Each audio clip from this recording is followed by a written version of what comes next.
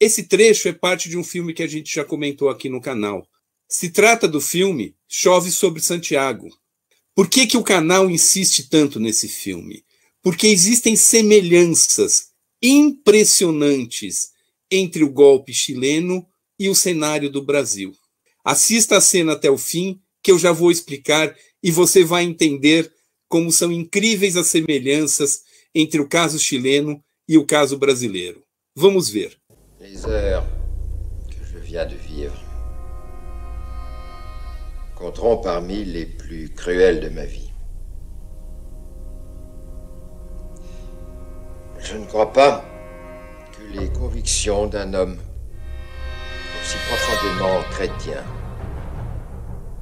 aussi ardemment démocrate que je le suis. Esse é o então presidente do Chile, Eduardo Frei, em 1970. Ele está reunido com a sua cúpula de Estado-Maior, lamentando as eleições que o candidato da oposição, o socialista Salvador Allende, ganhou. E observem o discurso: um homem profundamente democrático, um homem profundamente cristão, um homem democrático que pensou, num primeiro momento, com o apoio da Embaixada dos Estados Unidos, em dar o golpe. Puisse être mise à plus rude épreuve. Tadinho, sofreu uma experiência cruel. Monsieur le ministre de l'Intérieur, je vous prie de publier maintenant le résultat officiel. Vai pedir que sejam publicados os resultados oficiais, ou seja, vai reconhecer a derrota. Mas vamos prestar muita atenção no que vem a seguir.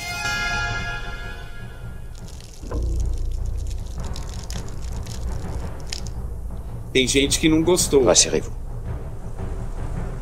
Reconnaître le résultat d'une élection est une chose. Ouvrir la voie aux marxistes est une autre chose. Ele diz: reconhecer é uma coisa, deixar que quem ganhou a eleição governe é outra. Já vamos ver como isso é absolutamente paralelo ao que ocorreu no Brasil. La procédure parlementaire nous laisse pas mal d'atouts. Nous ne leur ferons pas la vie facile. Ele, supostamente um democrata, diz que vai fazer a pior oposição que seja possível do ponto de vista parlamentar. Vocês puderam entender a semelhança dessa situação do Chile de 1970 com o que aconteceu recentemente no Brasil? Eu vou ajudar a relembrar. Como diz o nosso camarada Bem-vindo Siqueira, a história recente serve para dar saber para aqueles que não a conhecem e serve para aqueles que já a conhecem poderem relembrar. Em 2014, a presidente Dilma ganhou as eleições do candidato Aécio Neves por uma estreitíssima margem de voto. E o candidato derrotado, na sua primeira manifestação pública no Senado após a derrota, ele faz exatamente o mesmo discurso. Ele diz: reconhecemos democraticamente a vitória daqueles a quem somos oposição. Ele fala por diversas vezes que é um homem profundamente democrático, igual o Eduardo Frei. Por diversas vezes ele reconhece a derrota, igual o Eduardo Frei. E ele é bastante incisivo, igualmente ao Eduardo Frei, em dizer: aceitar a derrota oficialmente é uma coisa, deixar que os marxistas governem é outra coisa, porque a gente vai fazer uma oposição ferrenha e sem tréguas. Vamos ver o que disse o Aécio Neves em 5 de novembro de 2014. E me dirigindo respeitosamente àqueles que venceram essas eleições e que democraticamente cumprimento.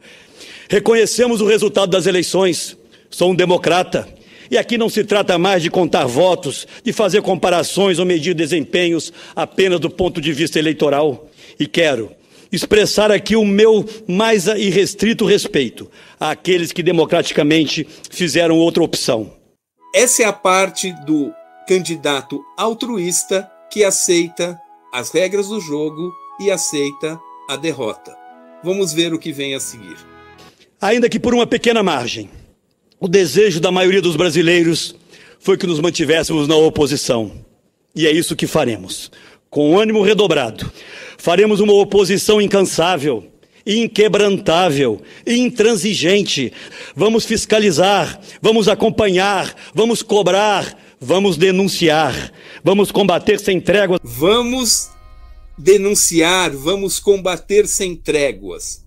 Ué, isso não fica um pouco contraditório?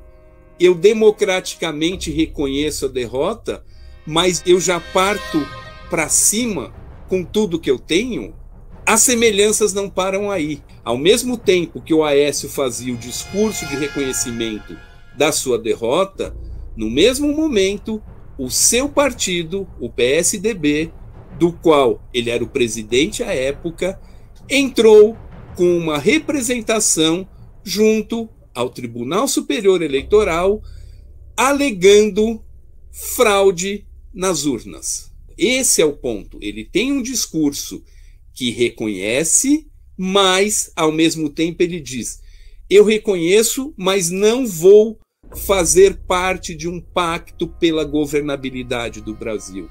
E eu reconheço da boca para fora, mas no fundo, eu crio uma grande celeuma a respeito da confiabilidade das urnas eletrônicas. O golpe não foi dado em 2014. O golpe começou a ser gestado em 2014. Qual foi o primeiro elemento do golpe? O primeiro elemento do golpe é a suspeição com a qual foi colocada a Dilma. E esse discurso do Aécio, ele é fundador. E é sempre bom a gente lembrar, na história do Brasil, os golpes, eles são preparados. Os golpes, apesar do nome indicar uma coisa súbita e rápida, os golpes têm uma certa preparação. E essa preparação demora alguns anos. Em 1961, tentou-se um golpe com a renúncia do Jânio Quadros. Esse golpe foi concretizado somente em 64. Houve um momento de tensão muito forte. Quase se conseguiu o golpe em 61, mas em 64 que foi viabilizado aquele golpe gestado em 1961. O golpe contra Dilma, ele começa aí. E quais são os elementos que a gente tem para o golpe? Um primeiro elemento é colocar em dúvida, colocar em suspeição a legitimidade daquele governante. Com a renúncia do Jânio Quadros em 61, colocou-se em dúvida se o seu vice deveria ou não assumir.